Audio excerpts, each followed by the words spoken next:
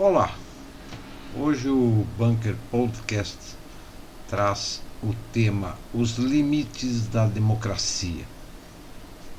Estamos acostumados a ouvir constantemente nos dias de hoje que uma das grandes conquistas da sociedade moderna é o Estado democrático. Sobre o palanque, qualquer peça medíocre de retórica ganha de imediato um aspecto de seriedade e conteúdo quando lança mão deste termo. Mas quem ainda acredita que nos países ocidentais a vontade popular é respeitada? Dizem que tua liberdade de opinião é garantida por lei, mas a opinião realmente tua. O sistema democrático é defendido por todos os meios e a qualquer custo no chamado mundo ocidental. Curiosamente, os políticos, autodenominados guardiões da democracia, são justamente aqueles que frequentemente tentam minar o Estado democrático de direito, com o objetivo de erigir um Estado controlador global, sob o codinome de democracia e uma desculpa esfarrapada de ameaça terrorista. A democratização forçada de outros países é justificada através de propaganda, guerra e terror, já há alguns anos. Os meios justificam os fins. Sob o termo democracia, entende-se, oficialmente, governo do povo. Todavia, predomina realmente na sociedade democrática, cada vez mais notória, uma ditadura dos partidos políticos e que são liderados muitas vezes por políticos criminosos, eleitos livremente só na aparência por uma massa influenciável e manipulável para levar a cabo seus objetivos pessoais. Esses motivos são mais do que suficientes para pesquisar a fundo a essência da democracia. Para entender melhor a essência da democracia, devemos analisar primeiramente o termo em si, sua origem e significado. Parte-se do lugar comum atual, de que a palavra do grego antigo demos possa ser traduzida pela palavra povo, e com isso o termo democracia significaria governo do povo. Outras fontes apontam, entretanto, para a palavra laos, significando povo.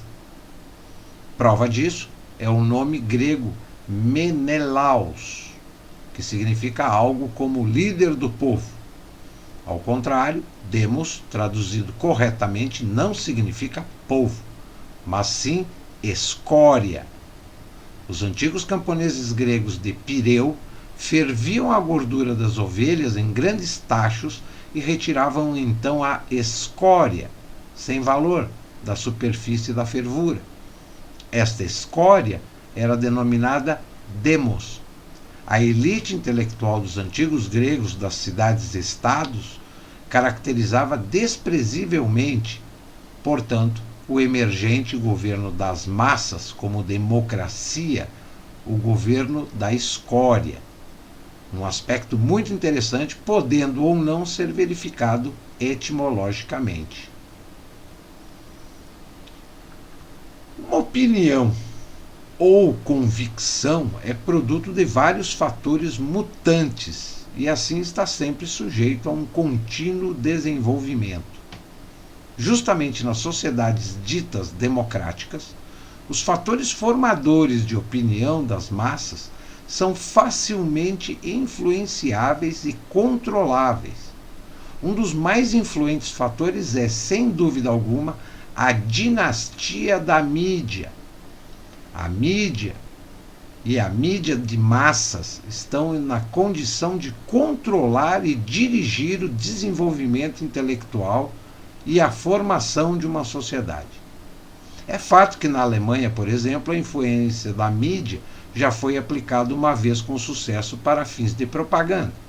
Hoje, a possibilidade de controle das massas tornou-se muitas vezes mais fácil ainda por causa da sempre crescente quantidade de informações. quase ninguém pode se livrar do terror consumista e da ditadura de opinião das mídias. O subconsciente das pessoas é totalmente exposto a estas influências e ele não consegue se proteger contra isso. Uma grande parte da sabedoria das massas provém, em última instância, das mídias de massa. Deste fato também se aproveita a política. Sem o apoio das mídias não é possível uma eleição, pois as informações para uma decisão eleitoral são veiculadas quase exclusivamente por elas. Quem as controla, controla o consciente e o conhecimento, e com isso a decisão das massas. É claro que ainda se acredita que no Brasil reina a liberdade de imprensa, pois isso é propagado repetidamente pela própria mídia, embora essa afirmação não resista a uma análise mais acurada e se revela como totalmente absurda.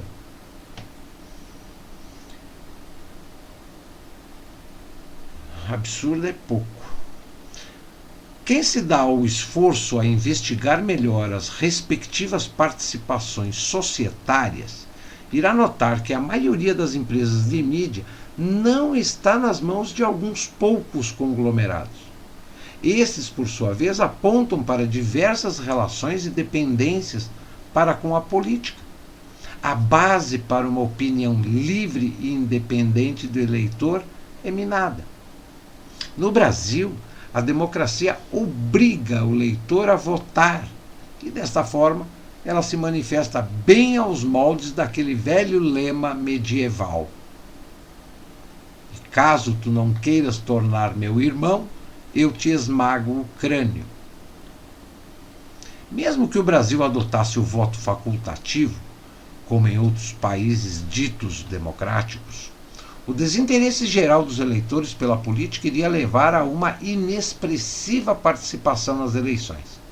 A vontade da maioria não se manifesta desta forma e em uma participação abaixo de 50%.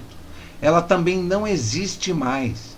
Isto não significa, todavia, que aqueles que não votaram não tenham opinião política. Quem rejeita as eleições, seja qual for o motivo, mas mesmo assim tendo uma opinião política, precisa se submeter a esse sistema partidário ou não consegue se manifestar politicamente. Somente pela participação nas chamadas eleições livres é possível expressar a sua opinião. Sendo eleito um partido popular, aposta a esta questionável eleição. Ele não está mais submetido a um controle direto do povo, reinando praticamente um tipo de ditadura partidária. Por causa da carência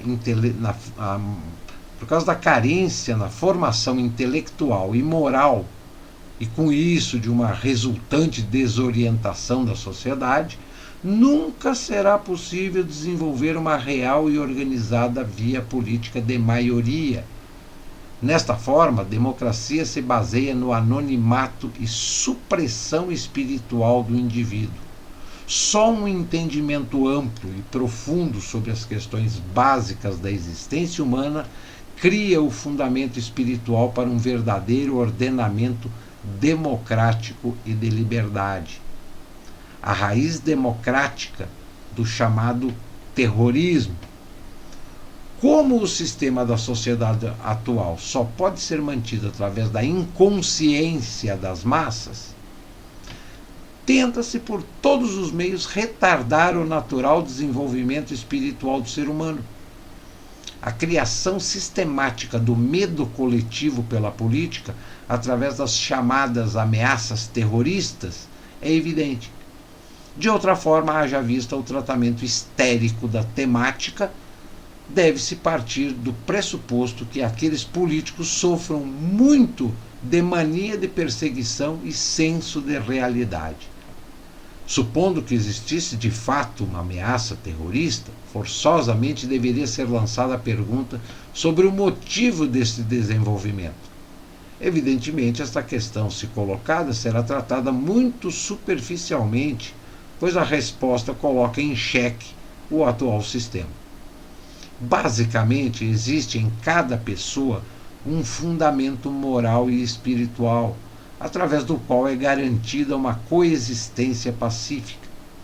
Desde há séculos, um sistema de poder pode se desenvolver através da crescente inconsciência das massas. Ele foi baseado na repressão espiritual e, com isso, retirou um fator vital da humanidade. Diante disso, as massas só podem ser mantidas sob controle através de um Estado controlador com mandamentos e proibições.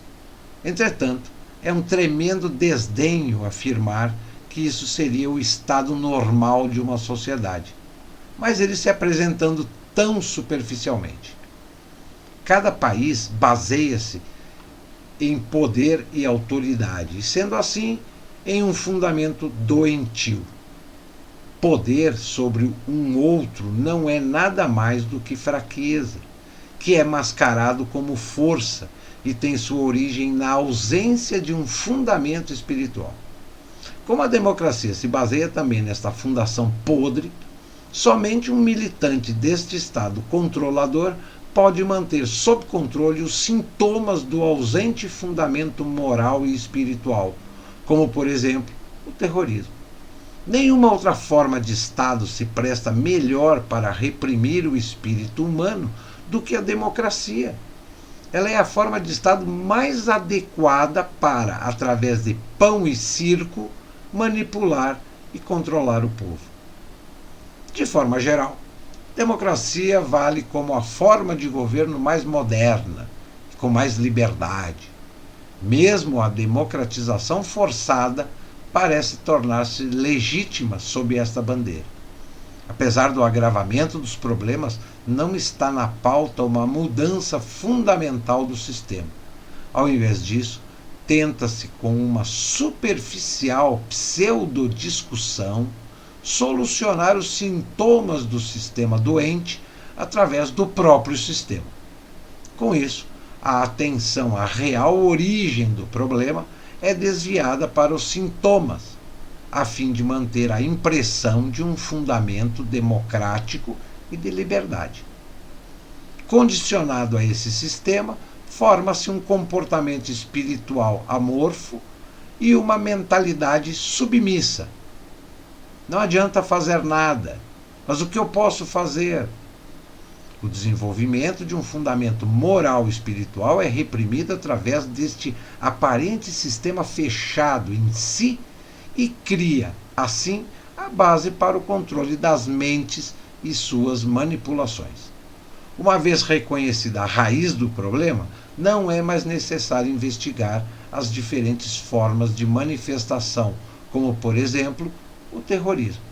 A raiz do terrorismo é, em última instância, a inconsciência do espírito do homem como resultante da estrutura espiritual coletiva da sociedade democrática.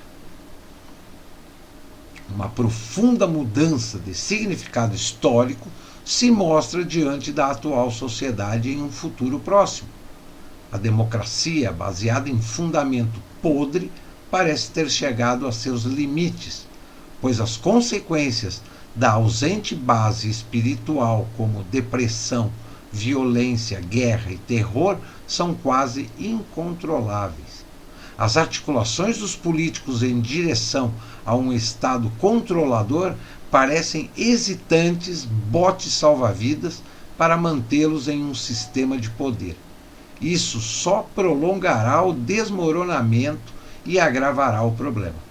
Haja vista a situação política atual. É só uma questão de tempo para que ocorra o desabamento total do sistema. Este ponto parece ser a única possibilidade de eliminar o sistema de poder doentio e colocar a pedra fundamental de um novo ordenamento moral e espiritual.